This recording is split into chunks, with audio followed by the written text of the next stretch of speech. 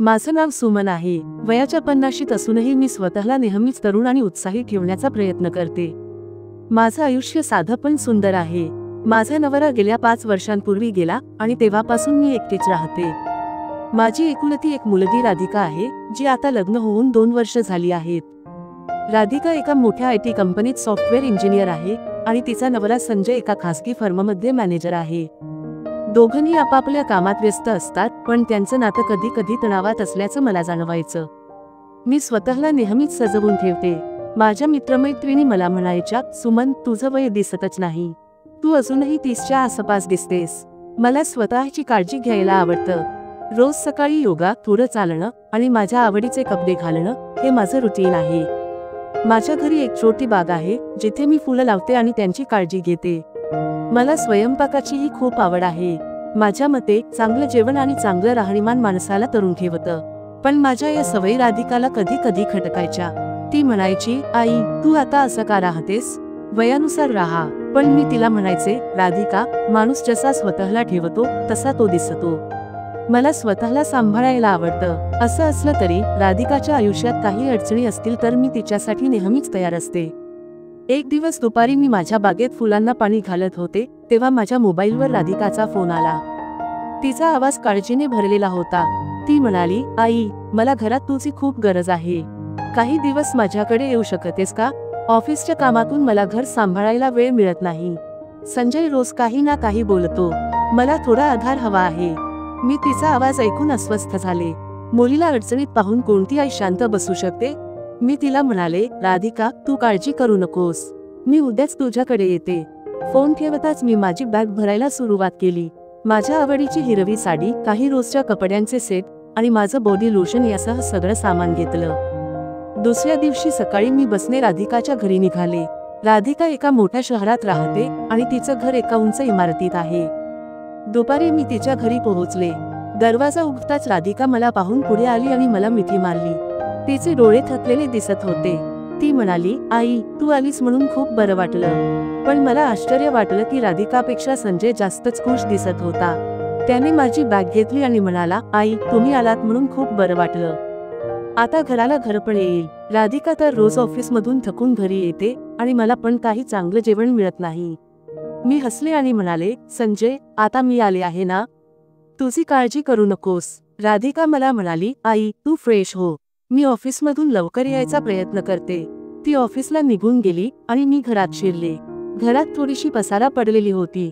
भांडी सिंकमध्ये पडलेली होती आणि डायनिंग टेबलवर धूळ साचली होती। मी विचार केला, राधिका आणि संजय दोघंही कामात व्यस्त असतील, म्हणून घराकडे लक्ष देता येत नसेल। संध्याकाळी राधिका घरी परतली आणि मी स्वयंपाकघरात गेले। राधिकाला मूग डाळीची खिचडी आणि भेंड्याची भाजी आवडते, म्हणून मी ती बनवायचं ठरवलं। स्वयंपाक करताना मला माझ्या जुन्या आठवणी आल्या। माझ्या नवऱ्यासोबत मी कितीदा स्वयंपाक करायचे आणि आम्ही दोघे मिळून जेवायचो।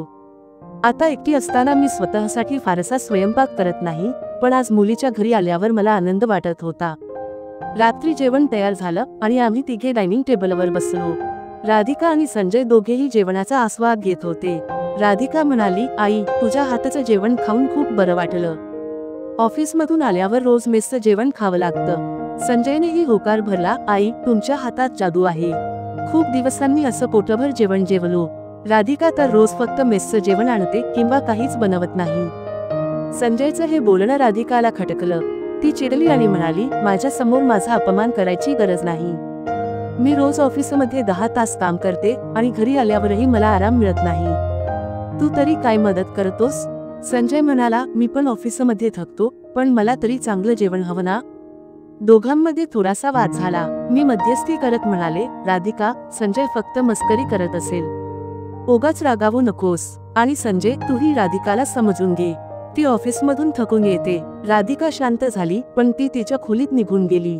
मी डायनिंग हॉल साफ करायला लागले, तेव्हा संजय माझ्या मदतीला आला। तो म्हणाला, आई, राधिकाला काहीच काळजी नाही, तुम्ही आलात म्हणून मला थोडं बरं वाटतंय, नाहीतर ती रोजच मोबाईल घेऊन खोलीत जाते आणि मला एकटं सोडते। मी हसले आणि म्हणाले, संजय, तू काळजी करू नकोस, मी आता इथे आहे ना, आपण सगळं सांभाळू। पण मला त्याचं बोलणं थोडं विचित्र वाटलं। काही दिवसांनी मला जाणवलं की राधिका आणि संजयचं नातं काहीसं तणावात आहे। रात्री त्यांच्या खोलीतून भांडणाचे आवाज यायचे. एकदा रात्री मी उठले आणि त्यांच्या खोलीकडे कान दिले. राधिका म्हणत होती, संजय, मी ऑफिसमध्ये थांबते. घरी आल्यावरही मला आराम मिळत नाही. तू मला रोज काही ना काही बोलतोस. संजय उत्तरला, मग मी काय करू? मलाही काही अपेक्षा आहेत ना. तू रोज मोबाईल घेऊन बसतेस, मला वेळ देत नाहीस. राधिका म्हणाली, मला ऑफिसचं टेन्शन असतं. तू तरी मला समजून घे. संजय म्हणाला, मला समजून घ्यायला सांगतेस, पण तू माझी काळजी घेतेस का? त्यांचं भांडण ऐकून माझं मन अस्वस्थ झालं. दुसऱ्या दिवशी मी राधिकाशी बोलायचं ठरवलं. तिच्या खोलीत कॉफी घेऊन गेले आणि म्हणाले, राधिका, मला सांग, तुमच्यात सगळं ठीक आहे ना? ती म्हणाली, आई, मी ऑफिसच्या कामातून थकते. घरी आल्यावर संजयला वेळ द्यायचा कसा? त्याला काहीच समजत नाही. तो मला रोज काही ना काही बोलतो. आणि आता तू आल्यापासून त्याची किरकिर बंद झाली आहे, पण मला त्याचं बोलणं आवडत नाही. मी तिला समजावलं, राधिका, संसारात समतोल हवा. थोडा वेळ एकमेकांना द्या. संजयचीही काही अपेक्षा असतील आणि तू ऑफिसमधून थकतेस हे मी समजते, पण त्याला पण समजावून सांग. पण ती फारशी ऐकायच्या मनस्थितीत नव्हती. ती म्हणाली, आई, तू आता इथे आहेस ना? मला थोडा आराम मिळाला आहे. संजयला तुझ्या हाताचं जेवण मिळतं ने, आता त्याने मला त्रास देऊ नये. मी तिचं बोलणं ऐकून शांत राहिले, पण मला वाटलं की या दोघांमध्ये काहीतरी गडबड आहे. मी विचार केला, कदाचित माझ्या येण्याने त्यांचं भांडण थोडं कमी होईल. काही दिवसांनी संजयचं वागणं माझ्याबद्दल बदलायला लागलं. तो माझी खूप प्रशंसा करायचा. एकदा तो किचनमध्ये आला आणि म्हणाला, आई, तुमच्या हातात जादू आहे. तुमच्या जेवणाने माझं मन प्रसन्न झालं. मला तुमच्या अशा अनेक गोष्टी बघायला आवडतील. तुम्ही इथे आहात म्हणून मला खूप बरं वाटतं. मला त्याचं बोलणं थोडं विचित्र वाटलं, पण मी ते प्रेम समजून हसले. एक रात्र अशीच उलटली आणि मध्यरात्री संजय माझ्या खोलीत आला. मी झोपेतून जागी झाले आणि त्याला पाहून आश्चर्य वाटलं. तो म्हणाला, आई, राधिका आता खूप थकली आहे. तिच्यापुढे तुम्ही तरुण दिसता. आता तुम्हीच मला आधार देऊ शकता. मला त्याचं बोलणं अस्वस्थ करणारं वाटलं. मी त्याला म्हणाले, संजय, तू काय बोलतोयस हे तुला कळतंय का? जा, तुझ्या खोलीत झोप. तो हसला आणि म्हणाला, आई, मी फक्त मस्करी करत होतो. तुम्ही काळजी करू नका. पण त्याच्या डोळ्यात काहीतरी वेगळंच होतं. मी त्याला बाहेर पाठवलं आणि रात्रभर विचार करत राहिले. मला वाटलं, संजयचं हे बोलणं फक्त मस्करी असेल का? पण त्याच्या वागण्यात काहीतरी वेगळं होतं.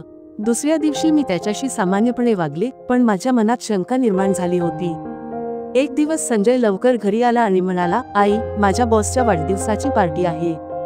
तुम्हीही आमच्या सोबत चला. राधिकानेही आग्रह केला, आई, तू घरी एकटी कशाला? चल ना आमच्या सोबत. तुलाही थोडं बरं वाटेल. मी विचार केला, कदाचित बाहेर जाऊन माझं मन हलकं होईल. मी माझी आवडती हिरवी साडी नेसली आणि तयार झाले. आम्ही तिघे पार्टीला गेलो. पार्टी एका मोठ्या हॉटेलमध्ये आयोजित केली होती. तिथे संजयचा बॉस प्रकाश माझ्याकडे पाहून थक्क झाला. तो म्हणाला, संजय, तुझी सासूबाई तर खूपच सुंदर आहेत. तुम्हाला कोणीतरी नजर लावेल. संजय हसला आणि म्हणाला, हो ना, आई तरुण दिसतात ना. आम्हाला त्यांचा अभिमान आहे. प्रकाशने माझ्याशी थोडं बोलणं केलं. तो म्हणाला, सुमन, तुम्ही खरंच खूप छान दिसता. तुमचं वय कोणाला सांगितलं तर खरं वाटणार नाही. मी हसले आणि म्हणाले, धन्यवाद प्रकाश. मी स्वतःची काळजी घेते. पण राधिकाला हे बोलणं आवडलं नाही. घरी परतल्यावर ती माझ्यावर चिडली, आई, आता तुझ्या वयानुसार राहा. असं नटून थटून कशाला? लोक काय म्हणतील? मी शांत राहिले, पण मला तिचं बोलणं खटकलं. मी तिला म्हणाले, राधिका, मी माझ्या आवडीप्रमाणे राहते. मला स्वतःला सांभाळायला आवडतं. लोक काय म्हणतील याची मला काळजी नाही. पण ती रागातच खोलीत निघून गेली. मला वाटलं, राधिकाला माझं असं राहणं का खटकते? काही दिवसांनी संजय मला म्हणाला, आई, उद्या मला 2 टिफिन पॅक करून द्या. ऑफिसमध्ये माझे मित्र आणि बॉस तुमच्या जेवणाचं कौतुक करतात. मी हसले आणि दुसऱ्या दिवशी टिफिन तयार केले. संजय म्हणाला, आई, तुम्हालाही ऑफिसला यावं लागेल. बॉस आणि मित्रांना तुम्हाला भेटायचं आहे. मी तयार झाले आणि संजय सोबत ऑफिसला गेले. तिथे प्रकाशने माझी खूप प्रशंसा केली. घरी परतल्यावर राधिका माझ्यावर चिडली, आई, तू रोज संजय सोबत ऑफिसला जाते आहेस. हे काय चाललंय? तुमचं नातं मर्यादा ओलांडते का? मी तिला समजावलं, राधिका, मी फक्त त्याच्या मित्रांना आणि बॉसला भेटायला गेले. तू उगाच संशय घेऊ नकोस. पण ती ऐकायच्या मनस्थितीत नव्हती. एक रात्री संजय माझ्या खोलीत आला. मी त्याला पाहून म्हणाले, संजय, आता हे थांबव. राधिका चुकीचं समजते. तो हसला आणि म्हणाला, आई, तुम्ही काळजी करू नका. मी तुम्हाला प्रकाश सरांना भेटायला मदत करत होतो. मी थक्क झाले. संजय पुढे म्हणाला, प्रकाश सर आणि तुम्ही कॉलेजात प्रेमात होता, पण घरच्यांमुळे तुमचं लग्न होऊ शकलं नाही. आता मी तुम्हाला पुन्हा एकत्र आणलं. तेवढ्यात राधिका खोलीत आली आणि आम्हाला पाहून संतापली. ती म्हणाली, मी तुम्हाला रंगे हात पकडलं. हे सगळं रेकॉर्ड झालंय. तेव्हा प्रकाश घरी आला. संजयने सगळं सांगितलं. राधिका, मी आईंना प्रकाश सरांशी भेटायला मदत करत होतो. त्यांचं प्रेम अधुरं राहिलं होतं. प्रकाश म्हणाला, राधिका, मी आणि सुमन कॉलेजात प्रेमात होतो. आता आम्हाला पुन्हा एकत्र यायचं आहे. राधिका थक्क झाली. ती म्हणाली, आई, मला माफ कर.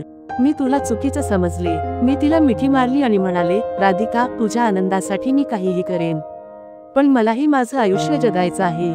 शेवटी राधिकाने माझं आणि प्रकाशचं नातं स्वीकारलं. आमचं रजिस्टर लग्न झालं. राधिकाने संजय सोबत नव्याने सुरुवात केली. मी राधिकाला सांगितलं, पैशाच्या मागे धावणं सोडून संसाराकडे लक्ष दे.